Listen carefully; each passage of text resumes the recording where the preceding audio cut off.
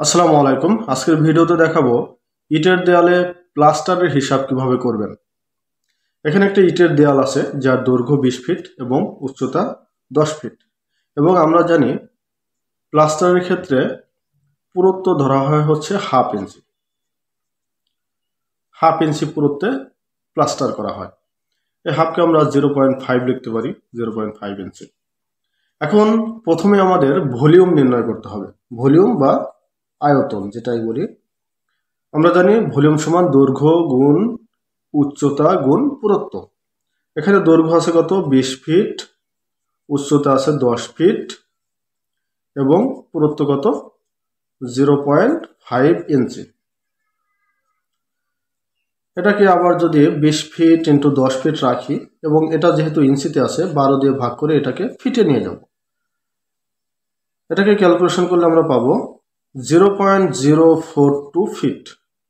Total calculation করলে আমরা পাবো 8.4 CFT।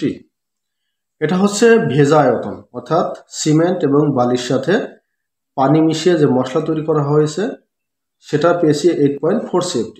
কিন্তু আমার লাগবে শুকনো, অর্থাৎ পানি অপসারণ করতে হবে। সেক্ষেত্রে যদি আমি শুকনো আয়তন পেতে চাই তাহলে এই 8.4 এর সাথে 1.5 গুণ দিতে হবে। এটাকে ক্যালকুলেশন করলে আমরা পাবো 12.6 CFT। এখন প্লাস্টারের ক্ষেত্রে 1:4 এই অনুপাতে সাধারণত প্লাস্টার করা হয়। এটা হচ্ছে সিমেন্ট, এটা হচ্ছে বালি। এখন প্রথমে আমাদের কি করতে হবে? এই অনুপাতগুলো যোগ করতে হবে। তাহলে 1 + 4 কত হবে? 5। এখন যদি আমি এখান থেকে সিমেন্ট বের করতে চাই তাহলে কি করতে হবে? এই টোটাল সিএফটিকে এই অনুপাতগুলোর যে যোগফল পেয়েছি সেটা দিয়ে ভাগ করব, গুণ করব সিমেন্টের অনুপাত দিয়ে, এই যে 1। এটাকে যদি আমরা ক্যালকুলেশন করি তাহলে পাবো 2.52 CFT। এটাকে 1.22 দিয়ে ভাগ করলে আমরা বস্তায় পেয়ে যাব, যেহেতু আমরা জানি 1.22 CFT-তে এক বস্তা। এটাকে ক্যালকুলেশন করলে আমরা পাবো 2.06, বা এটাকে আমরা 3 ব্যাগ ধরে নিচ্ছি। আবার স্যান্ড বা বালি, এটার ক্ষেত্রে একইভাবে টোটাল সিএফটিকে আমরা অনুপাতগুলোর যোগফল দিয়ে ভাগ করব, গুণ করব বালির অনুপাত দিয়ে, কত? 4। এটাকে আমরা ক্যালকুলেশন করলে আমরা পাবো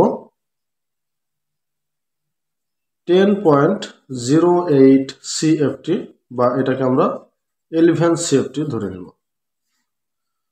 অর্থাৎ এই 10/20 ফিটের এই দেয়ালে প্লাস্টারের ক্ষেত্রে 11 CFT বালি লাগবে এবং 3 ব্যাগ সিমেন্ট লাগবে। আশা করি ভিডিওটি ভালো লেগেছে। ভালো লাগলে অবশ্যই লাইক, কমেন্ট, শেয়ার করবেন। পরবর্তী ভিডিও সবার আগে পেতে চ্যানেলটা অবশ্যই সাবস্ক্রাইব করবেন। ভালো থাকবেন, সুস্থ থাকবেন। আসসালামু আলাইকুম।